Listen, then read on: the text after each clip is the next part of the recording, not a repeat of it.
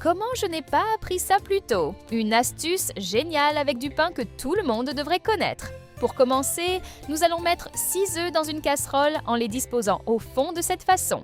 Ensuite, je vais ajouter de l'eau chaude jusqu'à les couvrir. Nous allons laisser bouillir jusqu'à ce qu'ils soient cuits, puis je vais retirer la casserole du feu. Maintenant, je vais utiliser 6 tranches de pain de mie. À l'aide d'un verre, nous allons bien appuyer de cette manière pour couper le pain en forme de rondelle. J'adore les recettes comme ça, simples mais avec une touche différente. Juste après, à l'aide d'un rouleau à pâtisserie, nous allons aplatir chaque rondelle de pain de mie.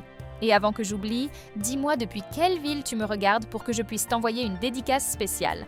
La dédicace d'aujourd'hui est pour Camille Morel de Lyon, France. Je suis très heureuse que nos recettes te plaisent.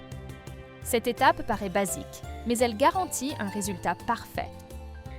Maintenant, nous allons couper 100 g de mozzarella en rondelles en utilisant ce verre. Après ça, je vais couper 100 g de jambon en rondelles de la même manière. Crois-moi, le résultat est incroyable. Juste après, nous allons mettre les œufs durs déjà épluchés dans ce bol. Et ensuite, à l'aide d'un presse-purée, nous allons bien les écraser jusqu'à obtenir cette texture. Maintenant, je vais ajouter une demi-tasse de mayonnaise. Après ça, nous allons ajouter du persil à votre goût, une cuillère à café de sel et une demi-cuillère à café de poivre noir. Ensuite, je vais bien mélanger jusqu'à ce que les ingrédients s'incorporent et obtenir une consistance homogène.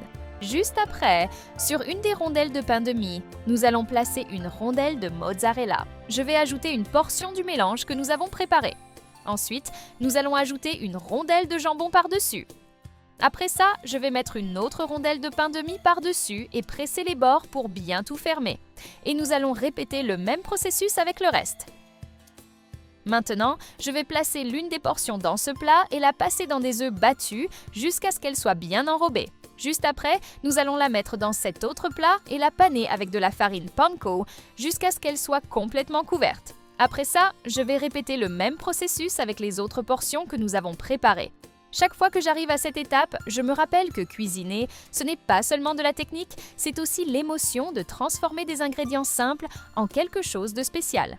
Maintenant, nous allons mettre notre recette dans une casserole avec de l'huile préchauffée. Et je vais commencer à frire. Après quelques minutes, nous allons retourner chaque pièce pour qu'elle dorte aussi de l'autre côté. À ce stade, je vais retirer ce délicieux plat de la casserole et le mettre sur une assiette. J'aime ce type de recette parce qu'elles offrent exactement ce qu'elles promettent. Elles ne demandent pas d'étapes compliquées, elles n'ont pas besoin d'ingrédients difficiles et malgré ça, elles attirent l'attention par le résultat. Le visuel et le goût sont incroyables. Fais-le chez toi et dis-moi ce que t'en as pensé.